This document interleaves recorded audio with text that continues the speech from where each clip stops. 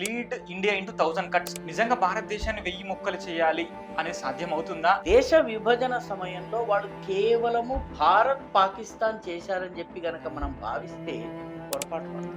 ఈ ఛోటా నాగ్పూర్ ఏరియాని ఆదివాసీ స్థాన్గా ప్రకటించాలని చెప్పి నిర్ణయించారు.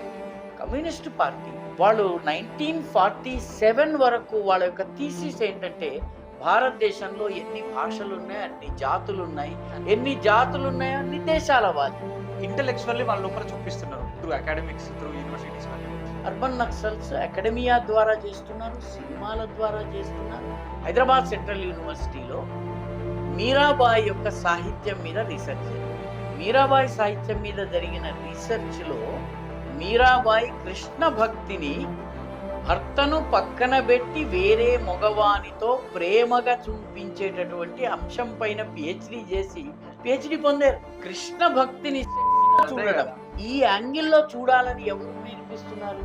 గుడికి వెళ్ళి దేవుడికి దండం పెట్టాలంటే హీరో దేవుడితో వేళకోవడం ఆడాల్సిన, ఏమయ్యా గణేష నాకు అమ్మాయిని కల్పిస్తా అన్నావు, ఇంత మటుకు ఎందుకు అమ్మాయిని కల్పించలేదు? ఏం గణేష ఇదా పద్ధతి? మాస్ హీరోలు వాళ్ళు. 11,000కు పైగా ఎన్జిఓలు నార్త్ ఈస్ట్ లో ఉన్నాయి. స్వచ్ఛంద సంస్థలు మాత్రమే కాదండి, సివిల్ సొసైటీ ఆర్గనైజేషన్స్ పేరిట కొన్ని నడుస్తున్నాయి. 78 సంవత్సరాల వరకు మనం వస్తున్నాం, అయినా ఇప్పటికీ ఫెన్సింగ్ వేయలేదు అంటే ప్రభుత్వం అసమర్థత అని. 2014 వరకు ఏ గడ్డి పీకారని వీళ్ళు తన దేశానికి చెందినటువంటి తమ ద్వీపాలను గుర్తించలేదు. సో జమాత్ లాంటి సంస్థను ఎందుకు బ్యాన్ చేయలేదు? పిఎఫ్ఐ ఎందుకు బ్యాన్ చేశారు? పిఎఫ్ఐ ఫార్మ్ అయినటువంటి పద్ధతి వేరు. ఈ మధ్య చూసా నక్సలైట్స్ ని పొగడడం. నువ్వు పోరాటం ఎలా చేసావు, పోలీసుని ఎలా చంపావు, ఎన్కౌంటర్ నుంచి ఎలా తప్పించుకున్నావని రంజైనటువంటి సినిమా సంఘటనలు చెప్పినట్టుగా మన జర్నలిస్టులు అడుగుతున్నారు ప్రశ్న.